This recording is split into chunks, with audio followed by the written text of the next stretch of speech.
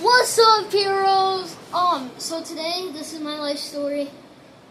We are recording this on Saturday, October 19th, but you probably will not be seeing this until Tuesday, October 22nd. There might be parts in this that I cry because, there are some sad parts. This is his life story leading up to now.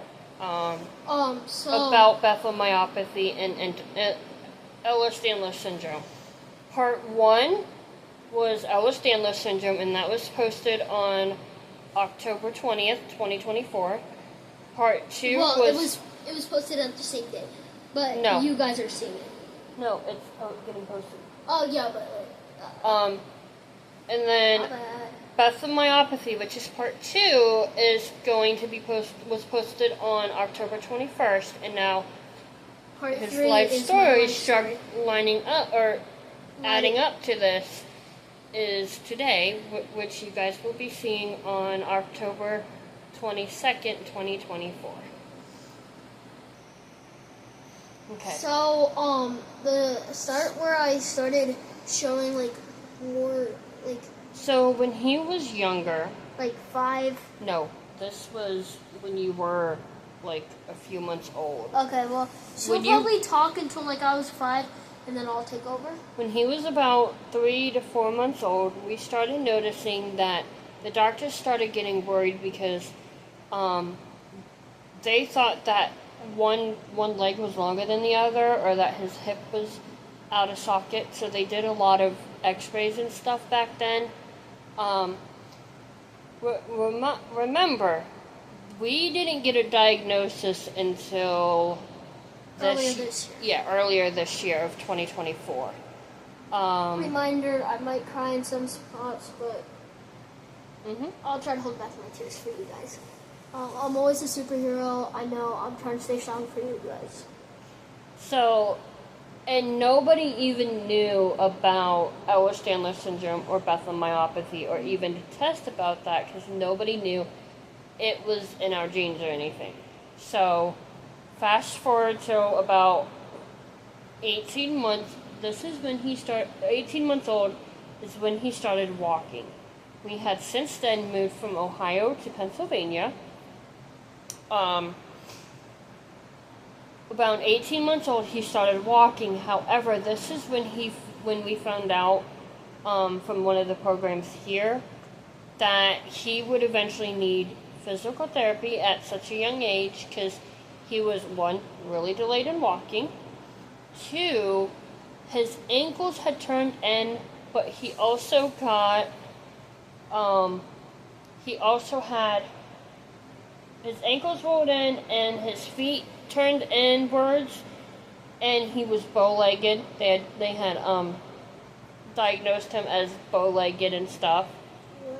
So he needed leg braces to help keep his little feet turned outwards. I remember those. They were a pain.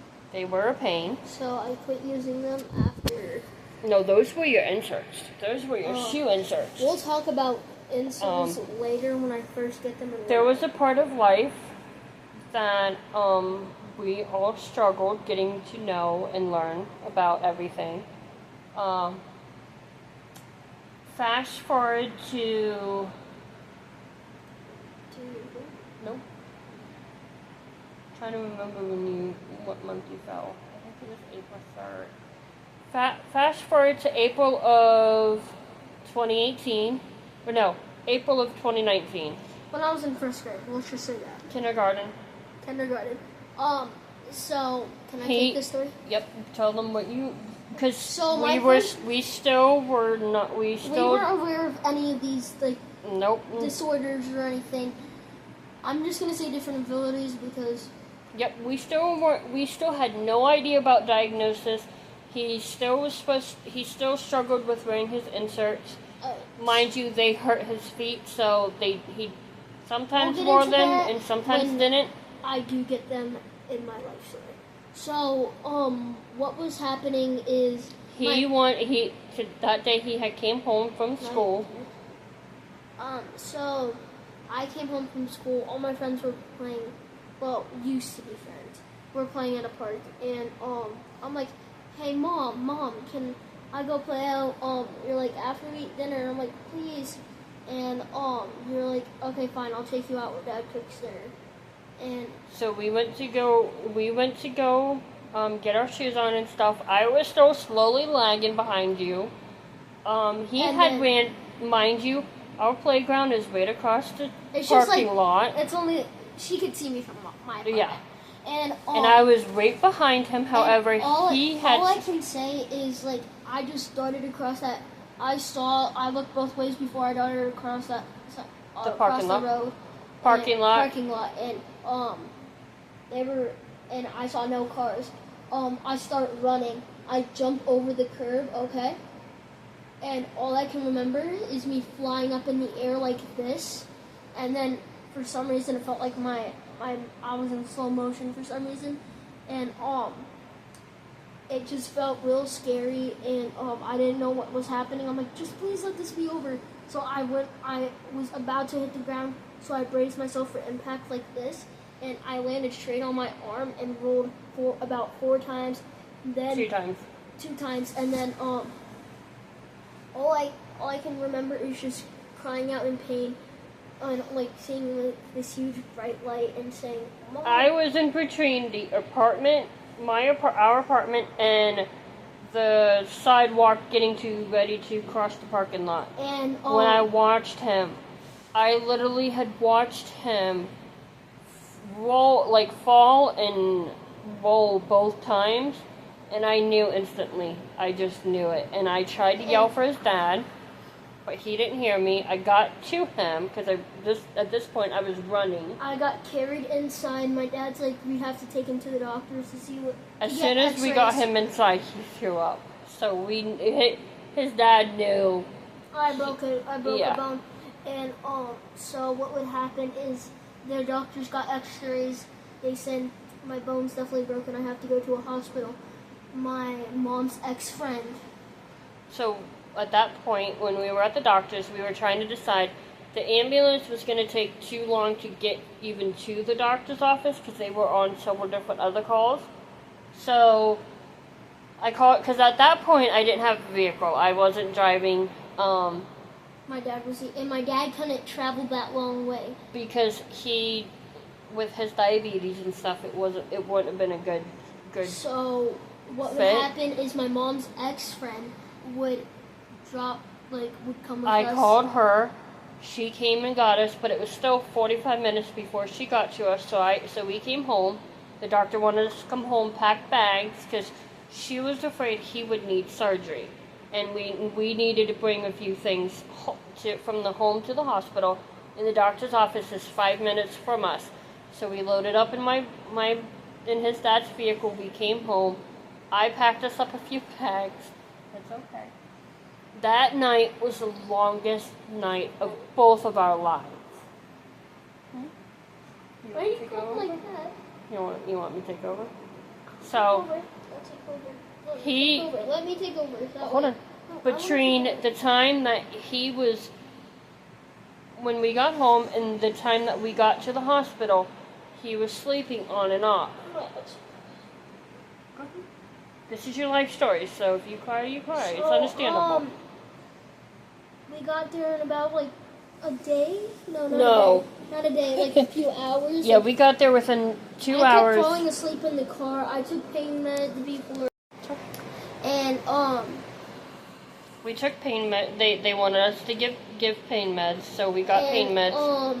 We got to the ER in Danville. And I had to we found out, Well, tell them what happened when we got to the ER. I got rushed straight into a room. No. What? No, you don't remember that? I had to wait a long time in the waiting room. Because the doctor down there. In pain, You were screaming in pain then, yeah. You still had Tylenol on board. But then, the doctor finally calls my name. My mom helps me get up, and they wanted him to get extra X-rays to see how far or how much the bone had moved from the time that we got the X-rays earlier that afternoon to then. So they gave us X-rays about half an hour later, they called us into a room. The orthopedic doctor, the on-call one, came into the room, explained to us what had happened. This was, And mind you, at 8:30 in the evening when we got into the room, So, just in the ER. We didn't even go past the ER yet. And this had happened around 3 o'clock in the afternoon when he fell and broke his arm. This was probably the worst day of my life. Just so that way I remind you. So And there might be some parts that I cry in this, and it's okay. it'll just make The me on-call sad. doctor came in. They wrapped him up in fiberglass and one of those ace bandages. Fiberglass? Yeah, fiberglass brace. And yes, and do you not remember that, the ace bandage? No, I thought they put me to sleep when they did that. And he said no. Remember they put me to sleep and then they wrapped No, my cast? that was the next day. Oh, the next day, We're still on the first day, so let's get to the next day next. okay. So then fast forward to the next No. The on-call said that this is when we found out that he was going to have to be admitted. However, we didn't get to the ER, to his room until almost till 11:30 at night is when the on-call doctor finally got us a room upstairs in the hospital of Danville Children's Hospital. Then his surgeon came in to talk to us to explain what was going on. He was the third in line for the morning surgery. They were going to have to put pins in. However, the doctor said because of the surgery, he was not allowed to eat anything or drink anything after midnight. At 11:30 p.m., they told us this. And I looked at my friend and I said, he hasn't eaten anything since lunchtime, which was around noon. Yeah, around noon of that same day. And he was complaining he was hungry and he was thirsty all evening, but we were afraid nobody would allow us to have anything to eat until we figured out what was going on, if he would need surgery or if we were able to go back home. They made me drink orange juice only and only eat No, so the doctor allowed me to go down to the cafeteria and get him some orange juice and some crackers to eat until the next morning. And every single time I sipped that orange juice, We had by the time I got back up the room from the cafeteria, we had 5 minutes to get something into him. and as soon as I took a sip of that, it was already out of my mouth. Like, it was out of my body. Yep. So I just didn't. fast forward the whole night, he ended up really in a lot of pain after the IV was given. We found out why about 2 o'clock in the morning because he was crying and screaming in pain, would get about a 15-minute nap in and then wake up again in more pain. The nurse, God bless her soul, she was trying everything to give him. Finally, she ended up giving him morphine with the doctor's orders. They gave him morphine. That didn't even help touch the pain. And the nurse says, she finally came back in around 2 o'clock in the morning and said, I have a heat pack here. Let me put this on his actual injection site of where the IV was. As soon as she opened up that brace thing, she looks at me, she goes, I got good news and I got bad news. What do you want first? I said, give me the good news. She goes, I found out why he's in so much pain. I was like, okay, what's the bad news then? She goes, he blew his vein. We didn't even know anything about that until, because it was all wrapped up and stuff to keep him from pulling at it. Just to remind you, I was like out of it. Like, I didn't even know what was happening. I don't even know. Because he was in so much pain and everything. I was in so much pain. I thought It was from his broken arm. And like I just like wasn't even looking at anyone. I was rolling. I was like legit moving side to side, like ow, ow, ow, and I was like. Only his side. He wasn't moving his body. Yeah, I wasn't going like this. I was just. He even wanted me to try to cuddle him, and when I tried to get up there on the bed, I couldn't even sit there because he was that uncomfortable. And so when she found out he blew his vein, we moved the IV site and the IV lines and stuff, and she goes, I'm not gonna call the IV team. Let him get a couple of hours of good sleep. So about 4:30 in the morning, They came, they replaced his IV, they were okay, they understood why, he was so long without IVs. About 8:30 in the morning, 6:30 in the morning, the surgical team came to get us, and they said that he was moved up to the front of the line because of his IV issues and stuff, and his blown vein, because they didn't want him to be on the IV as long in case he blew another vein. So they took him about 6:30 in the morning. They took him down. They gave him the doctors there were really, really sweet.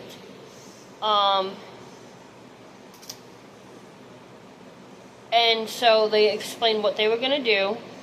For 2 hours, and recovery was horrible.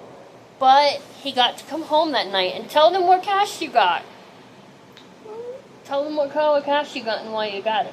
I got it as red because of Spider-Man. And I got also a black Sharpie at my house. And those are the colors from Spider-Man's suit. If you don't know, I was almost about to cry. I'm glad my mom ended it there. Because I was about to cry about it.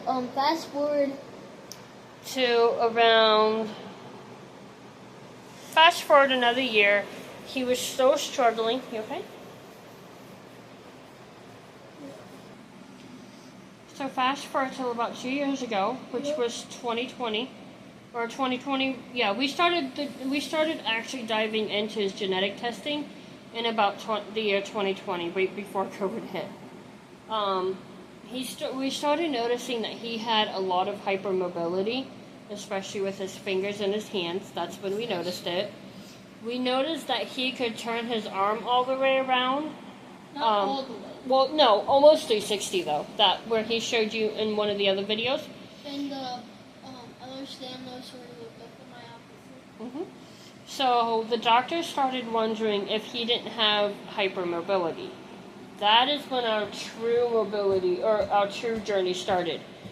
We did the previous talk because even though we should have caught it, or the doctor should have caught it, nobody really caught it till around 2020 when the doctor started noticing of the hypermobility. Yeah. We noticed that something was a little off, but we're not doctors, so we didn't know, and sometimes doctors don't listen to mama's instincts or anything, because mamas don't know anything, really. So, the doctor sent us to Geisinger Genetics Department. Eventually, we did get testing. Then she wanted me to get tested. After the test came back, she wanted me to get tested, which was October of last year, 2023. So a year ago, we found out that I had a little part of the gene, hypermobility gene, but they wanted to test his a little bit further because his didn't really match totally to mine. They wanted to test mine. So they took a little bit a closer look into his genes all the way. They found out that his type 6 collagen gene had formed formed a little bit differently, which is how he's gotten the the classifications of Bethlem myopathy and Ehlers-Danlos syndrome.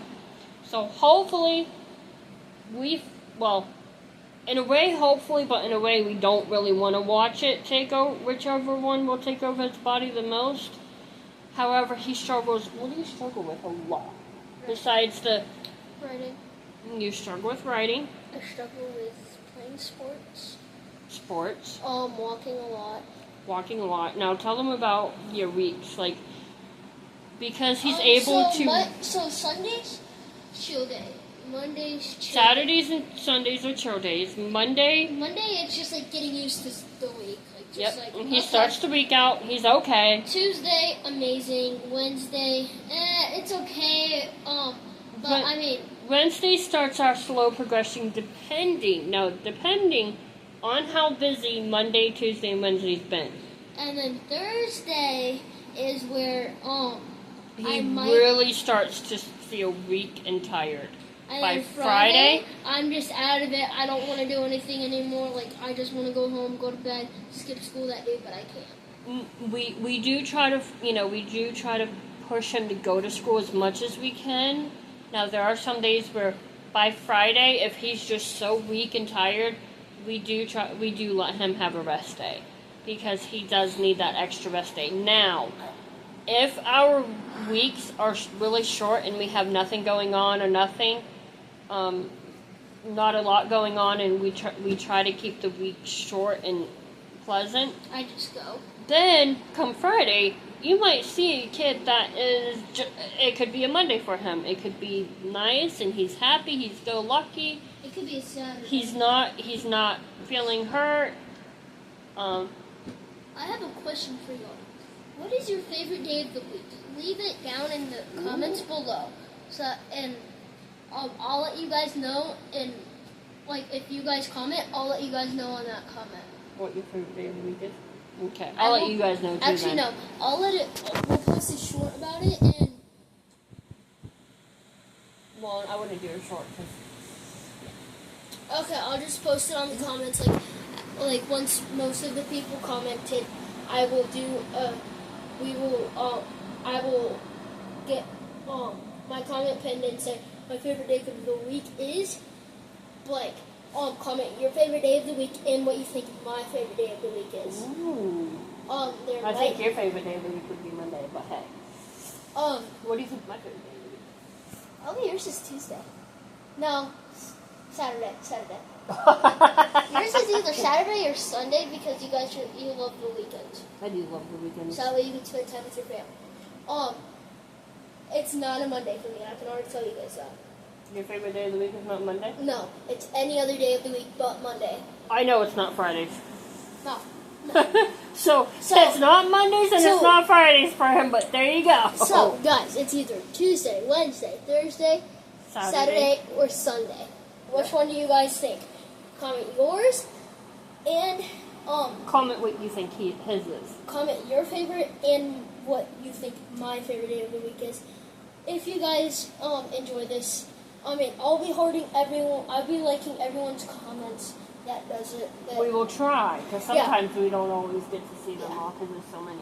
But like if it says, my favorite week is, say, Tuesday, and it says my favorite week, it's not Monday or Friday, so I'm gonna say Friday, even though it's not.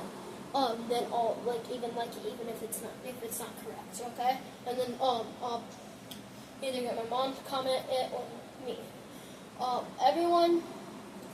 So we're gonna get to the now of my life. We've already did.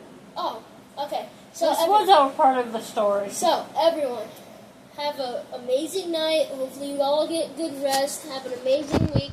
Have an amazing day. Have an amazing personality.